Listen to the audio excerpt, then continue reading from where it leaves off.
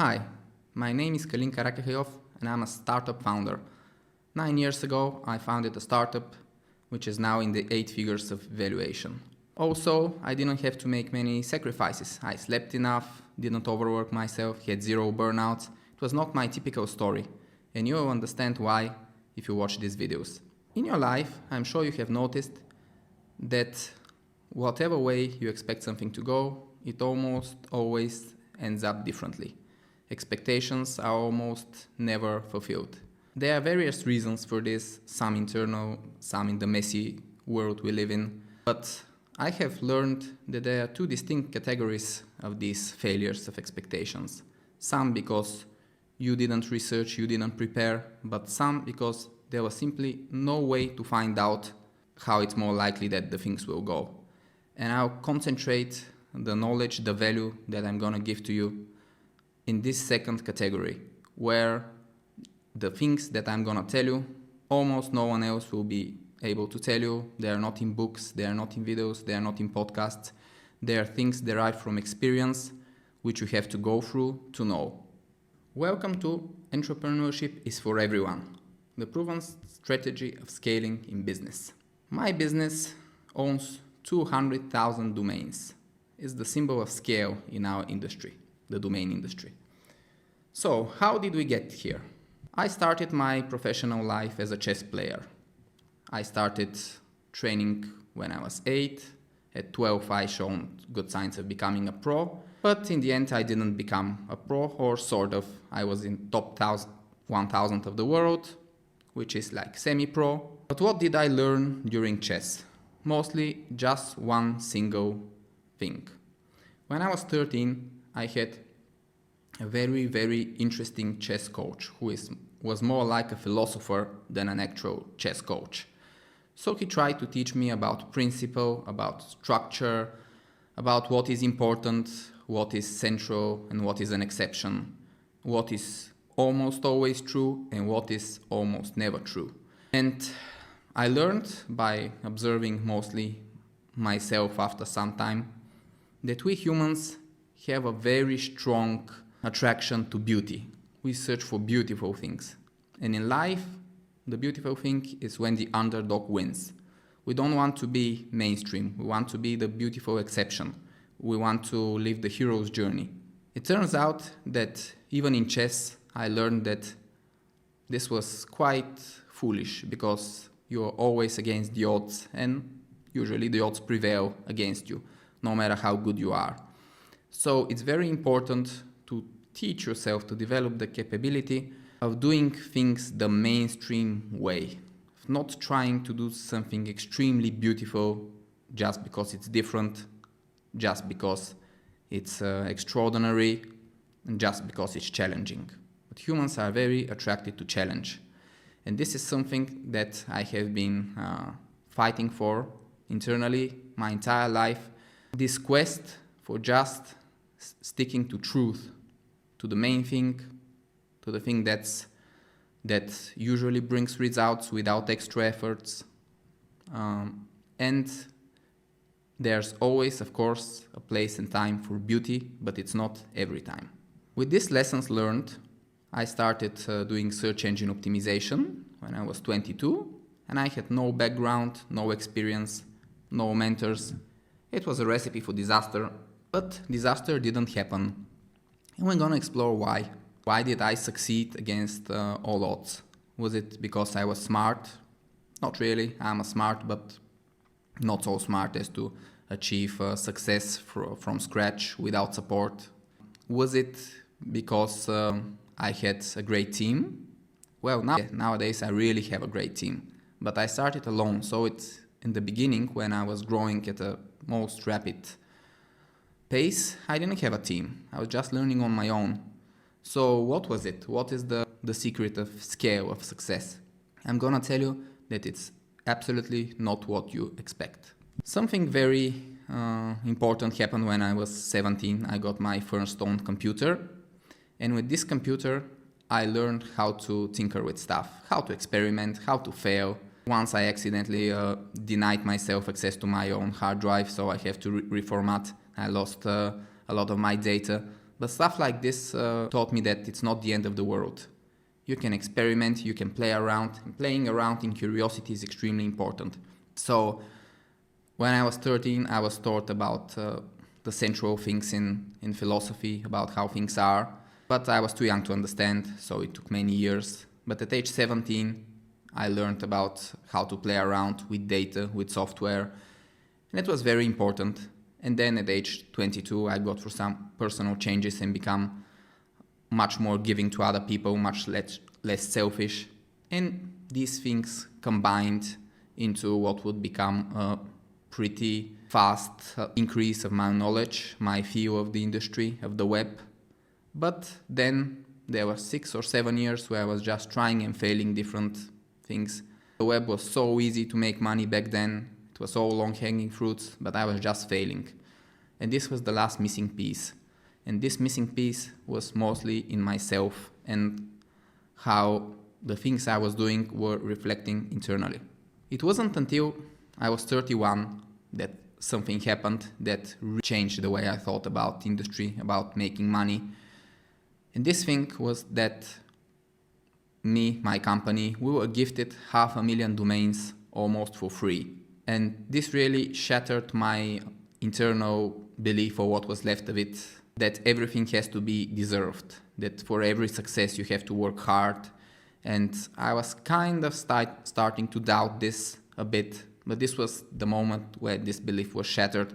Because what happened was that our company was struggling, we weren't making enough money, we had already burned through our small VC investment, and things were looking pretty grim.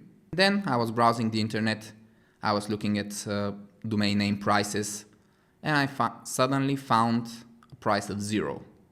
I thought there was a mistake, but because I was in an active mode, a curiosity mode, a hunter mode as I like to call it, I decided to explore and write the website that they had a mistake. They couldn't be selling domains for 0.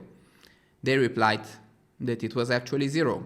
If I paid a fixed fee, I was able to get the domains for free. The domains were in Sweden, a developed country where we could definitely sell them or monetize them in different ways. So this looked like a good opportunity. We paid the fixed fee and we got 100,000 domains. That was good. They cost a few cents each. Immediately it became apparent that the return of investment will be quite positive on this one. But it was not the end of the story. A week later, I got an email from the CEO of a company, which was a giant company compared to our tiny size back then. A person who was acquiring 2 hosting companies per month for his investors. And he was pretty big, like one of the founders of the Swedish internet. The people who had many businesses, sold them, made a lot of money, then make a lot more businesses. We were completely different leagues, so to speak. But he invited me for a meeting and he said, "You can help us." And I was like, "How?" And he said, "We have the same promo, but we have no one who wants free domains in Sweden. People are already rich, they are oversatisfied, and they have to choose the domain, so it's a lot of work. So no one cares. But you seem to care because you have 100,000 domains." And I was like, "Okay, so the domains would be free?"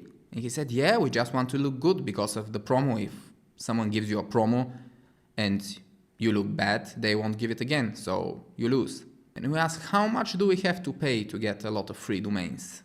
And he said, "Technically we're not allowed to do it for free, so let's say €100. And I asked, "How many domains can I register for €100? He said 50,000 a month for 8 months. So we got to 500,000 domains, and it was not only almost free money, but it was free knowledge, because we learned different types of domains, how they sell. It's something that domainers pay a 6-figure to do bad experiments and learn via trial and error. We learned this not for free. We learned this by earning money with 0 risk. One of the domains that we bought for 6 cents that was never registered turned out to be a typo of a not so big website, but a very good typo, and earned $25,000 for 6 cents investment. You can calculate the return on investment on this. I cannot work with such big numbers, but you can. So it's something like in the tens of millions of ROI percent. But this was more important in a psychological way, because I learned that illogical things happen, things that are not supposed to happen, and you should look for them because no one else does. This was the first big lesson that I learned in an entrepreneurial journey, that not everything makes sense. It mostly applies to life too. So, how do we unlearn everything that prevents us from seeing these opportunities? The reason that we are so preconditioned that we have to work hard and achieve everything the hard-working way, is that we are educated this way and we're brought up in this way by our parents, by society. What happens is that as kids, we are told you have to work hard so many times that it becomes a part of ourselves. And if we see success that is not connecting to hard work, we are thinking that's something fake. Sometimes it is, of course, many times it is. But in time, you can learn to distinguish between the fake ones and the real rare ones that are actually not so rare because no one believes in them. No one believes in free lunches, and we're gonna talk about free lunches a lot. How do we improve internally so that we get rid of those fears and those preconditions? This is why I created the I Grow Younger website, because it's not about learning new stuff. Success is mostly about unlearning things that get in our way, mostly things in our own head. We divide everything into groups. The game of self and the game of life. Every experience is one or the other or some combination. The game of self is everything in our head, and the game of life is what happens with us and the world. And we also divide every action that we do in two categories: hunter mode action or sheep mode action. Hunter mode is when we actively pursue something, we are active, we are not afraid. And sheep mode is when we mostly do nothing, we overthink, we are in the state of inertia. And we need some way to measure success. So it's very hard to find actually a good metric for measuring success in life, because we don't want to measure something stupid like money or achievements. But actually meaningful things like happiness are very hard to measure or have a genetic component. So it's like, it's not good to measure success by something genetic. Imagine if we measured success by height, it won't be really fair because it is genetic. So happiness is close but not quite thing to measure success. But there's something that we can use which we call long-term freedom, which is exactly what it sounds. What can you do with your life after some time? Can you really do many different things? Can you open a lot of doors with potentially good things beside them? Or you just be stuck somewhere? If you think of the people who are in the worst possible condition, they have the least long-term freedom. For example, if you're dead, you have no long-term freedom. If you're sick, if you're a slave, if you don't have any money and have to work 2 jobs, whatever your bad condition is, it's always somehow connected to your lack of freedom.